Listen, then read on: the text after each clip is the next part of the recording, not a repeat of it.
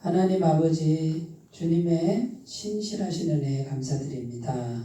오늘도 수요 예배 시간을 지킬 수 있도록 모든 여건을 허락하신 것 감사드립니다.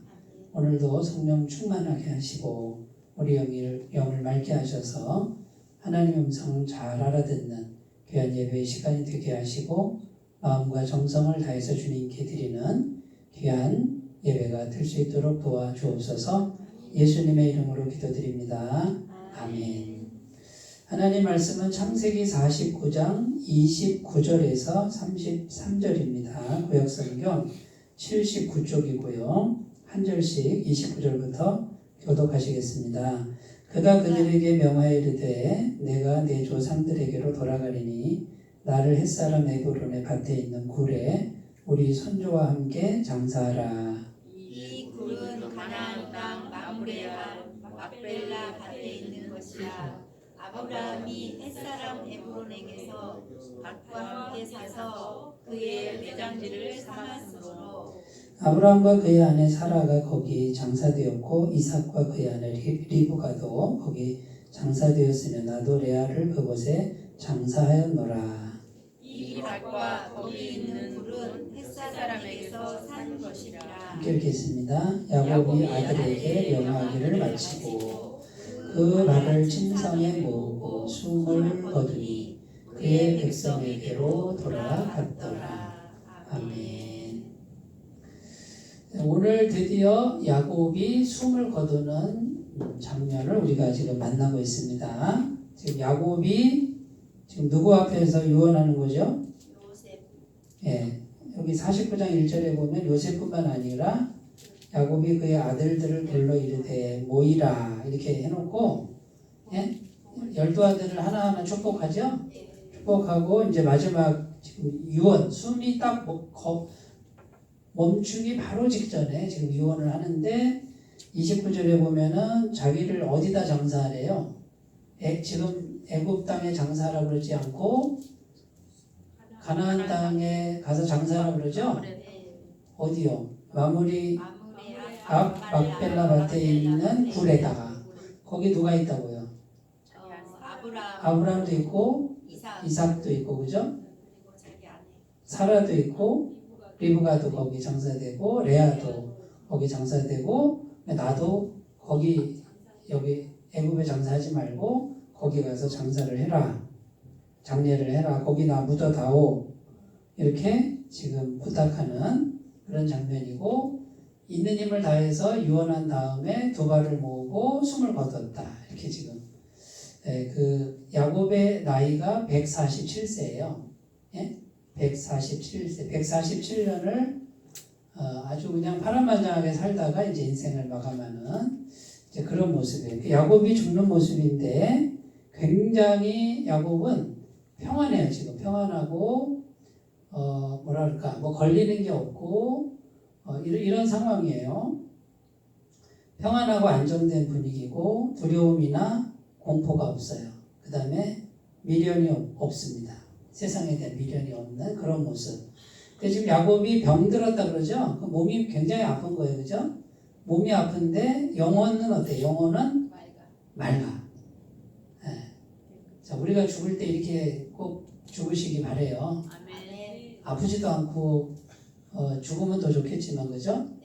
네, 하지만 우리가 육체를 가지고 있는 한은 고통은 피해갈 수 없겠죠. 그죠? 제가 원로원에 있을 때 그냥 저녁에 인사했는데 새벽에 침대에서 그대로 가시는 분이 몇 분 계셨어요.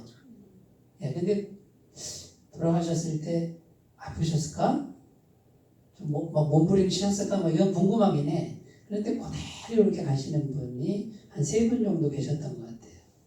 그 죽음을 놓고 굉장히 오랫동안 기도를 하셨던 것 같아요. 그래서 주님께서 그 기도를 들으시고 자는 듯이 데려가셨다 그러죠. 그런데 이제 그렇다고 해서 몸이 아프지 않은 건 아니에요. 항상 아프셨어요. 그러니까 우리가 육체를 가지나 동안은 고통과 아픔이 있지만 영혼만은 평안하고 안정되고 두려움 없이, 두려움이 있겠지만 그걸 이길 수 있는 그런 상태로 갈 수 있다 우리가. 그래서 오늘 설교 제목이 뭐냐면 죽음을 어떻게 맞이할 것인가. 그래서 오늘 본문 말씀에 근거해서 세 가지만 살펴보려고 그래요. 첫 번째는 거하기, 그러니까 이게 거하기, 기도하기, 확신하기 이렇게 제목을 붙여봤는데 이렇게 제목을 붙이는 이유는 뭐냐면 기억이 잘 되라고 붙이는 거예요. 오늘 설교 뭐 들었어요? 그러면 다른 거 몰라도 거하기, 기도하기, 확신하기 이렇게. 그러면은 그래도 좀 남잖아요. 어디에 거해요? 성령님의 임재, 성령님의 임재 안에 거하기. 죽을 때, 죽는 순간에. 그 다음에 죽는 순간에 기도하기. 뭘 기도하라고요?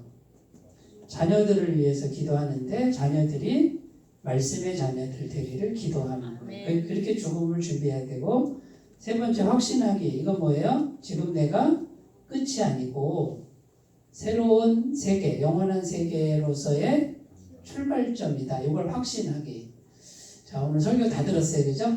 네. 거하기, 기도하기, 확신하기. 이렇게. 죽음을 이렇게 잘 준비하셨으면 좋겠고,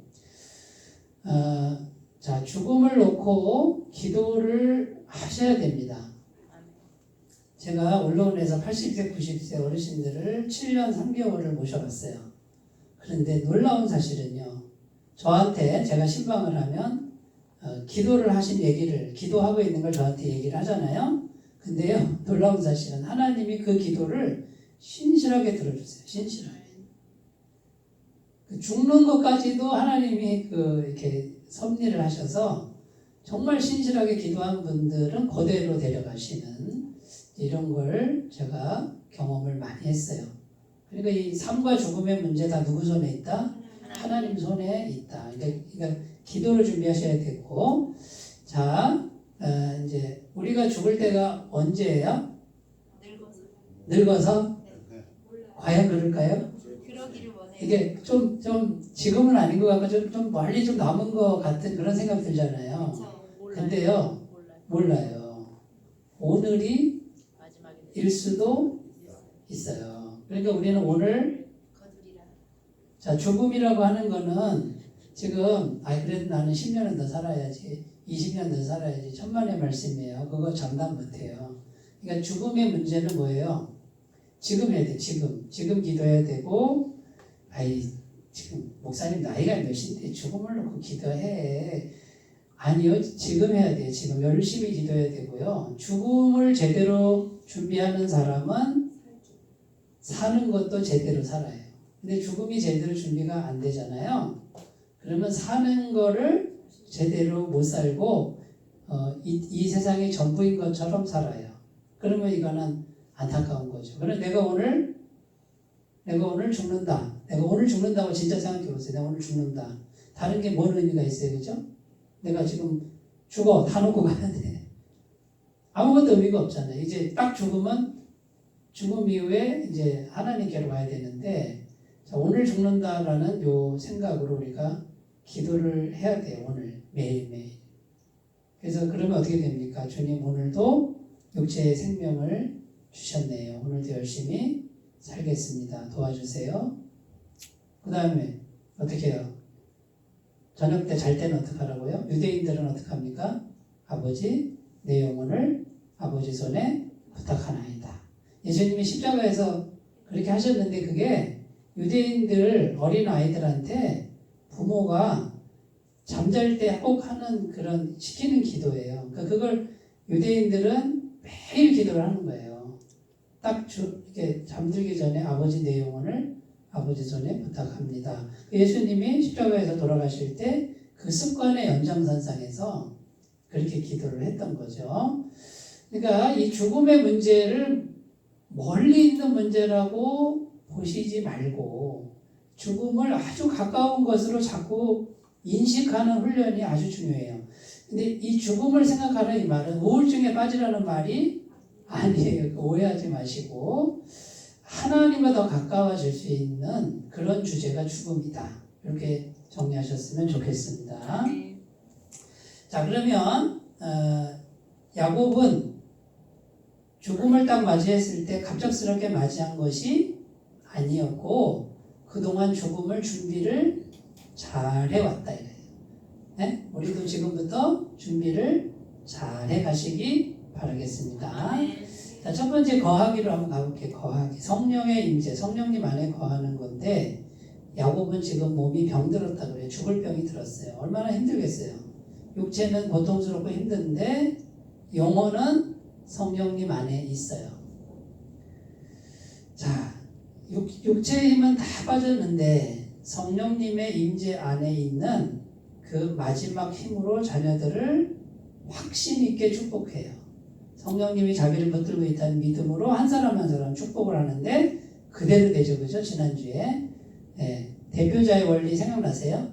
네. 다 까먹었어요? 아, 기억나세요? 그러니까 르우벤 축복하면 르우벤 자손들이 다 그렇게 이렇게 흘러가는 거잖아요. 자, 그렇게 이제 축복을 합니다. 자, 그래서 죽음의 준비의 첫 번째 야곱의 모습은 뭐냐면 죽음이 다가올수록 성령님의 임재 안에 머무는 훈련을 하는 거예요. 성령님의 임재. 자, 그러면 죽을 때 대사 할래요? 오늘 할래요?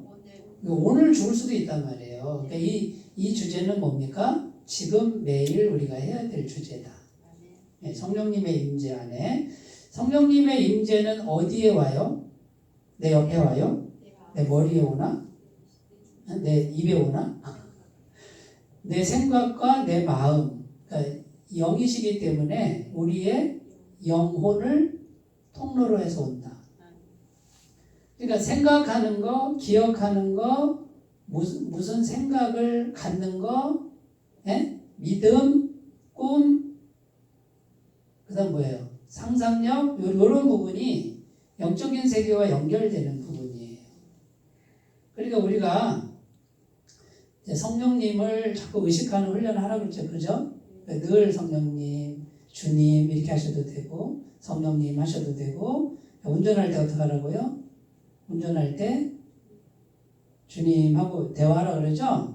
요즘에 그 우리 장로님 올려주시는 그 영성 훈련 읽어보셨어요? 네. 거기 운전할 때 있잖아요. 어떻게 하라고요? 신호등 걸리면요. 신호등 걸리면 아이씨 신호 또 걸렸는데 바빠 죽겠는데 이러라고 그랬어요. 어떻게 하라고 그랬어요? 빨간불 걸렸으면 그 시간에 뭐 하라는 시간으로 주님과 대화하는 시간. 그러면 그 운전하는 그 시간, 신호등에 걸린 그 시간이 영성을 훈련하는 시간으로 가꾸라. 설거지 읽어보셨어요? 설거지? 네, 설거지 할 때 어떻게 하라고요? 이 설거지가 뭐예요? 성령님과 대화하는 시간으로 가꾸라 그랬죠? 설거지 하는데 바빠 죽겠는데 지가 하지. 나가 설거지 시키고 이러라고 그랬어요? 아니면 설거지를 칵 하면서 주님 제 마음도 이렇게 깨끗하게 씻어주세요라고 하라고 그랬어요? 두 번째 해야 되겠죠? 그러니까 뭘 하든지 무엇을 하든지 성령님하고 교통하는 시간을 가지면 그게 뭐라고요? 그게 영성 훈련이다. 그러면 영성 훈련. 영성 훈련을 하려고 어디 산에 들어가라고 그래요? 아니면 불 받으러 어디 그런 게 아니라 일상생활에서 어떻게 하라고요? 마음과 마음이 성령님하고 계속 대화하고 거룩한 시간 이렇게 그죠? 그 다음에 쉥 하고서 막 지나가는 사람이 운전할 때 깜짝이야 뭐 이러면서 이제 막 화가 나잖아요. 그때 어떻게 하라고요? 저분은 충분히 저렇게 빨리 가야만 할 이유가 있을 거야. 하나님 저분의 마음이 평안하게 해주시고 저분의 일이 잘 되게 해주세요. 사고 나지 않게 해주세요. 예? 이러면 어때요? 그러면 성령님하고 내 영혼이 교제하고 교통하는 영성 훈련의 그 시간이 된다 그 말이지. 이렇게 다 하고 계시죠? 네. 예? 근데 이게 이제 우리 생각이나 마음가짐이나 태도나 그 다음에 뭡니까? 상상력이나 꿈이나 비전 이런 것들은 전부 영적인 거란 말이에요. 그리고 말도 영이라 그러잖아요. 말하는 거. 이게 전부 영이에요. 근데 이 영이 성령님과 잘 통하도록 가꾸는 거예요. 우리 자신을. 근데 우리가 짜증내고 불평하고 원망하고 미워하고 그 다음에 뭡니까? 의심하고 시커먼 거 생각하고 그러면 누구랑 잘 통할까요? 마귀와 잘 통하는 거지. 우리는 뭡니까? 예수님을 자꾸 생각하고 십자가를 생각하면 성령께서 계속해서 우리 안에 운행하신다. 성령님이 운행하시면 천지창조가 일어나죠. 우리 안이 조화롭게 되고 밝게 되고 질서가 잡히고 보시기에 좋은 우리 안에 영혼에, 그러면 너의 영혼대로 너의 믿음대로 될지어다 이렇게 되는 거예요. 자, 고난이 있는데 고난은 왜 있을까요? 세상이 아니면 고난은 없어요. 근데 우리가 세상 속에 있기 때문에 예수님을 잘 믿으면 잘 믿을수록 반드시 고난이 있어요. 세상 속에 사는데 고난이 이만큼도 없다. 그럼 그 사람 믿음을 다시 점검하셔야 돼요. 제대로 안 믿는 거예요. 그거는 세상하고 잘 지금 섞이고 있는 것 뿐이에요. 근데 우리가 예수님을 제대로 믿으면 고난은 필수 과정이다. 무릇 그리스도 예수 안에서 경건하게 살고자 하는 자는 반드시 핍박을 받으리라 이렇게 돼 있어요. 세상은 세상 영이 있죠. 우리 예수 믿는 사람은 성령이 있고 세상 영은 정체가 마귀영이에요. 마귀영. 그러니까 세상하고 자꾸 섞으려고 그러면은 이거는 참 위험한 일이라는 거죠. 그래서 성령님하고 자꾸 대화하는 훈련을 가꾸셔야 돼요. 이렇게 내가 노력을 하셔야 돼요. 성령님의 임재가 우리 안에 오면 성령님의 능력과 힘이 공급이 됩니다. 이 성령님의 힘과 능력은 어디서 오는 거예요? 하나님이죠? 천국에서 오는 거예요. 천국에서는 좋은 것만 있어요. 영원한 생명이 오고 그 다음에 뭐예요? 빛이 가득한 거. 착하고 양순하고 화평하고 거룩한 것이 이렇게 우리 안에 들어와요. 성령님의 임재 안에 있으면 지혜가 오고 깨달음이 오고 믿음이 옵니다. 자, 포도나무와 가지 비유 아시죠? 자, 포도나무는 예수님이고 가지는 우리인데 어떻게 붙어 있는 거예요? 교회만 나오면 되나요? 교회 나오는 것도 대단한 거예요. 사실은 교회 나오는 게 하늘의 별따기지만 교회만 왔다 갔다 하는 것보다 뭡니까? 어디가? 마음이, 생각이 말씀과 성령님과 연결되어 있어야 된다라는 겁니다. 로마서 8장 11절 말씀은 그리스도의 영에 대한 말씀이에요. 곧 성령님에 대한 것인데 너희 안에 그리스도의 영이 거하시면 그리스도를 죽은 자 가운데서 살리신 이의 영이 너희 죽을 몸도 살리시리라. 그러니까 성령님이 우리 안에 계시면 어떻게 해요? 우리가 죽어도 다시 산다. 성령님이 영원한 생명이에요. 성령님이 살리는 거예요. 성령 충만 받으시기 바래요. 우리 아까 계속 성령님에 대한 찬송 불렀죠? 빈들의 마른 불같이 시들은 나의 영혼 주님의 허락한 성령 내게도 주옵소서. 간절히 기다리네. 강으로 메마른 땅에 단비를 내리시듯 성령의 단비를 부어 뭘 달라고? 새 생명 주옵소서. 그러니까 지금 우리 영혼이 강으로 메마른 땅 같단 말이에요. 거기 비처럼 임하는 분이 누구다? 성령님은 하늘에서 메마른 땅에 단비처럼 내리는. 우리 영혼에 성령이 오시는 건 땅에 단비가 내리는 것과 같은 증상. 그러니까 생기가 돌고 기쁨이 들어오고 희망이 들어오고 뭐 이런 것들이 들어오는 거예요. 그러니까 우리 영혼이나 마음이 땅이에요. 밭이에요. 거기에 성령의 단비가 내리도록 하는 거는 인격적으로 하셔야 돼요. 성령님 내 안에 오시옵소서 이렇게 초청하셔야 돼요. 성령님은요 되게 점잖으신 분이라 초청하지 않으면 안 가신다고 생각하시면 돼요. 내 안에 예수님 믿으시니까 내 안에 계세요. 그런데 성령님 한번 이렇게 불러드려야 돼. 안 부르면 안 돼요? 안 불러도 물론 보이지 않는 가운데 역사하지만 가만히 계신단 말이에요. 성령님하고 정식으로 말해야 성령님이 역사를 한단 말이죠. 그래서 기도가 중요해. 기도가.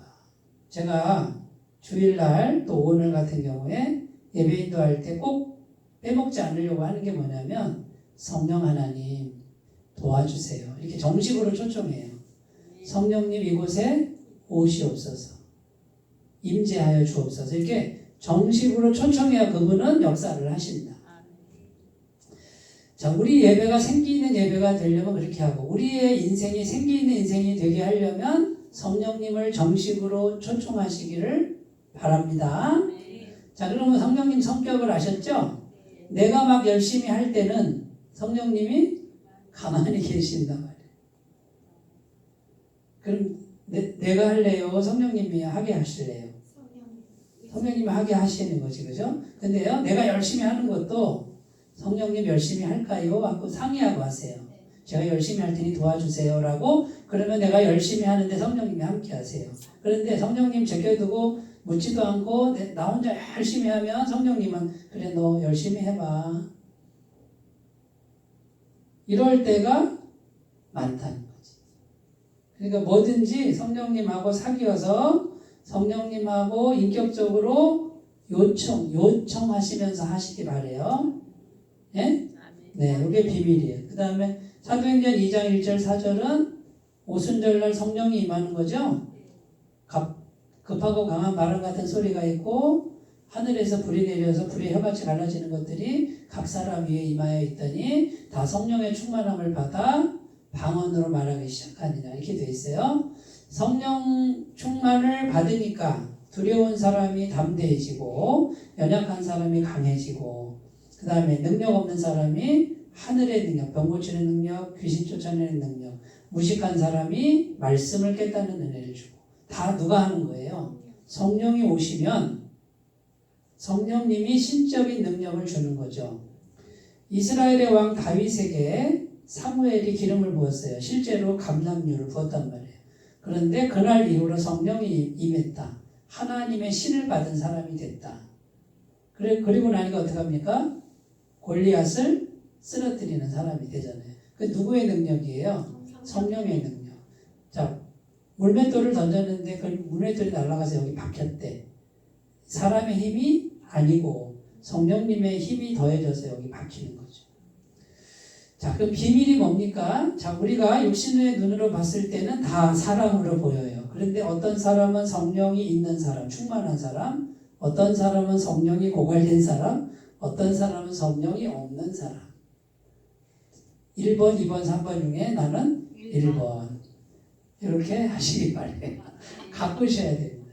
세 번째, 사도행전 7장 55절 내용은 스데반 집사님이 순교하는 내용이에요.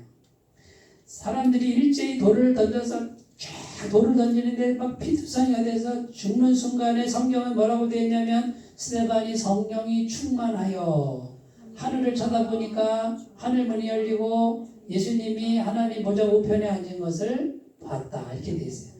육체로는 엄청난 고통과 피가 막 흐르고 있는데 숨은 끊어지는데 성령이 충만하니까 그걸 이겨냈다. 이렇게 지금 성경은 증언하고 있습니다.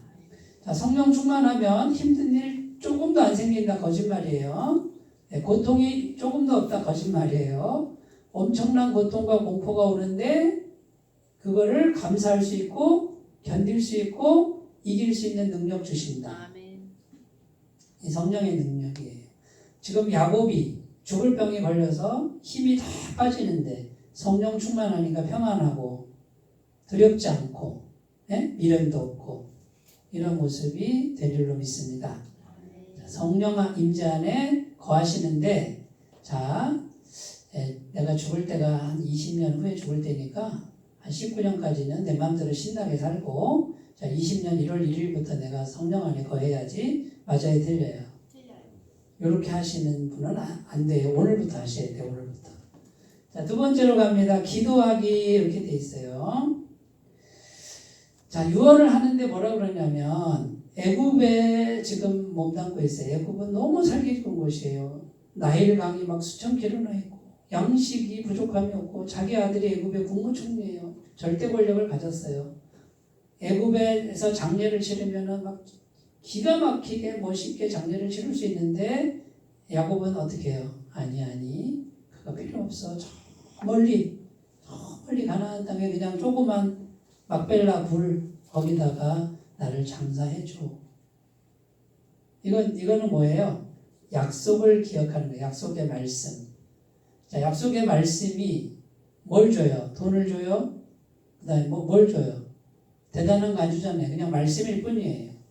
인간적 눈으로는 초라합니다. 그런데 야곱이 죽는 순간에 뭘 선택해요? 세상의 애굽의 화려한 거 아니 나는 말씀을 선택한다. 자, 뭘 보여주는 거예요 지금? 자녀들아, 나의 아들들아, 며느리들아, 손주들아, 말씀을 선택하는 사람이 되라. 죽는 순간에 야곱이 어떻게 해요? 나는 말씀을 선택하는 모습을 보여준다. 이건 뭡니까? 우리 자녀들이 말씀의 사람 되기를 간절히 원하는 야곱의 소원이 담겨져 있다. 자녀들을 위해서 기도하고 계시나요?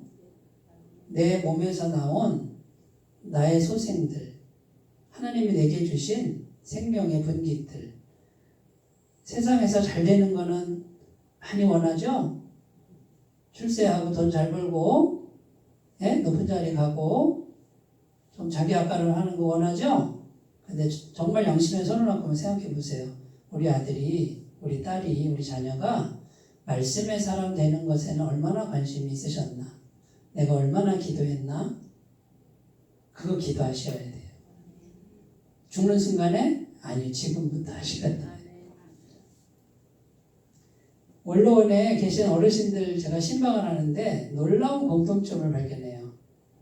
92세 목사님 가정에 갔는데 그 목사님 진짜 겸손하신 그 아들 목사님이 제가 신대원 신학교 전도사일 때 아들 목사님이 사경에 강사를 오셨어요. 그 아드님이 굉장히 유명한 분이에요.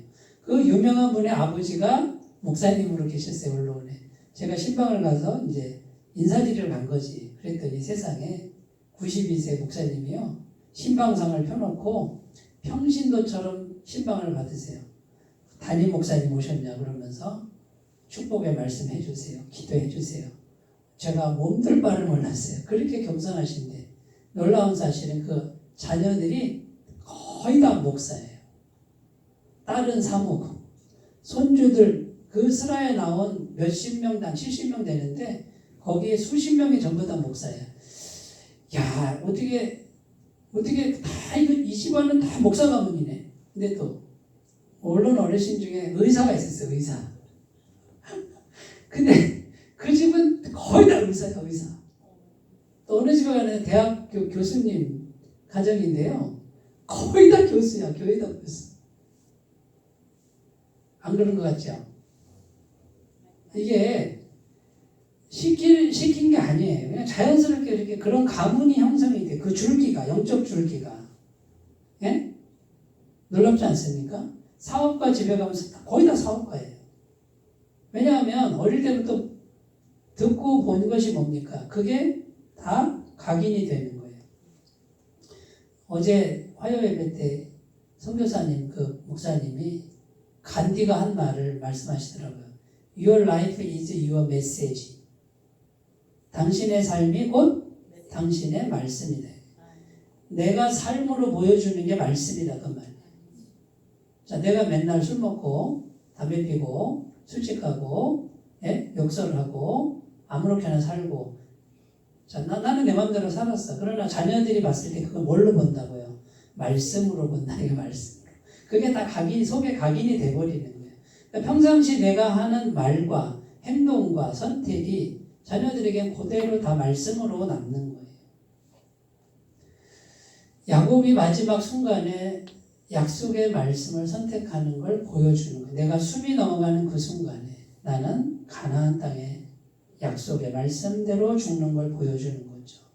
그래서 우리 자녀들이 말씀, 언약을 붙드는 자녀들이 되길 원해요. 아멘. 이스라엘의 12지파에 강력하게 흐르는 게 뭔지 아세요? 말씀을 붙는 거예요. 유대인들은 어릴 때부터 말씀을 아주 귀에 딱지가 앉을 정도로 가르치잖아요. 지독하잖아요. 네? 그런 정신이 흘러가는 민족이 바로 이스라엘 민족이다라는 거죠. 시편 128편은 여호와를 경외하는 자. 네? 요거 한번 찾아봐요. 요거는 지금 다 읽어봐야 돼. 시편 128편. 여호와를 경외하며 그 길을 걷는 자마다 복이 있도다. 시편 128편 요거를 같이 오늘 읽어보겠습니다. 길지 않으니까요. 찾으셨어요? 네, 같이 시작. 여호와를 경외하며 그의 길을 걷는 자마다 복이 있도다. 내가 내 손이 수고한 대로 먹을 것이라. 내가 복되고 형통하리로다. 내 집 안방에 있는 내 아내는 결실한 포도나무 같으며 내 식탁에 둘러앉은 자식들은 어린 감람나무 같으리로다. 여호와를 경외하는 자는 이같이 복을 얻으리로다. 여호와께서 시온에서 내게 복을 주실지어다. 너는 평생에 예루살렘에 번영을 보며 내 자식의 자식을 볼지어다. 이스라엘에게 평강이 있을지어다. 자, 여호와를 경외하며 그의 길을 걷는 자, 곧 말씀대로 걷는 사람에게 복이 있는데 2절에 무슨 복이에요? 일하는 대로 풍성히 받는 복. 내가 일했는데 다 날려먹어요. 네? 그럼 이거 참 허무하잖아요. 그런데 일하는 대로 충분히 받아요. 복되고 형통한 은혜를 줘요. 그 다음에 3절에 가정의 복을 주는데 아내는 결실한 포도나무 같대. 이 아내를 보면 너무 행복한 거야. 그 다음에 아들들은 뭡니까? 감람나무. 그때 당시 감람나무는요 재산이에요. 재산. 거기서 나오는 게 굉장히 많아요. 특히 감람류 기름은 안 쓰이는 데가 없어. 성막에도 쓰이고 요리에도 쓰이고 치료에도 쓰이고 제사장 뭐 기름 볼 때 막 이 감람나무는 재산이란 말이에요. 그러니까 자녀들이 잘 자라는 걸 의미하는 거예요. 그 다음에 5절에 가면 평생에 예루살렘의 번영을 보며 이렇게 돼 있죠. 예? 그러니까 결국 번영하는 은혜를 주고 그 다음에 대대로 6절에 자식의 자식을 볼지어다. 후손이 계속 이어지고 평강이 오는 이런 은혜를 주신다고 성경은 약속하고 있습니다. 그러니까 지금 뭐를 구하라고, 뭐를 기도하라고요? 말씀을 따르는 자녀를 놓고 기도를 해라 그 말이에요. 시편 1편에도 똑같이 나오죠. 복 있는 사람은 뭐하는 사람? 말씀을 묵상하는 사람 이렇게 돼 있잖아요. 그러니까 성경이 다 연결이 돼요. 그러니까 지금 우리가 당장 세상 거를 당장 쥐는 게 아니라 말씀을 먼저 선택하는 걸 놓고 기도하셨으면 좋겠습니다. 자, 세 번째로 갑니다. 확신하기. 이제 죽음이 코앞에 왔는데 33절에 보면 그의 열조에게로 돌아갔더라 이렇게 돼 있어요. 자, 돌아갔다라는 표현이 무슨 뜻이에요? 끝났다가 아니라 뭐예요? 왔다가 다시 가는 거지. 이렇게 돌아가는 거지. 네. 그러니까 여기서 머무는 기간은 나그네 잠깐 왔다가 놀러 왔다가 다시 본 상태로 돌아가는 거예요. 그러니까 이제 새로운 삶으로의 출발점이 바로 죽음이다. 그러니까 죽음을 받아들일만 하란 말이에요. 네? 죽음이 오면 다 끝나는 게 아니란 말이지. 죽음은 새로운 출입문이에요. 새로운 출입문. 새로운 세계로 가는 출입문. 이거를 계속 준비하고 계셔야 돼요. 죽음은 끝난다? 아니에요. 죽음은 끝장난다? 아니에요. 다시 시작이에요. 근데 영원한 세상으로. 우리가 엄마 뱃속에 몇 달 있어요? 10달. 뱃속에서 안 나갈래 하는데 밀려나가죠. 죽을 줄 끝날 줄 알았더니 또 새로운 세상. 몇 년? 100년. 길어야 100년. 자, 여기서 안 죽을래 안 나갈래 하는데 어차피 밀려나가. 나가는데 나가보면 영원한 세상이 기다리고 있다. 그런데 이 아이가 뱃속에서 나오려면 뭐가 있어야 되냐면 생명이 있어야 돼요. 아이가 뱃속에서 생명이 없으면 이건 비극이죠. 그죠? 생명이 있으니까 나와서 산단 말이에요. 그 다음에 우리가 이 땅에서 죽음을 넘어서 갈 때 뭐가 있어야 된다? 똑같이 생명이 있어야 된다. 근데 그 생명은 뭐다? 예수님이다. 예수님. 영생.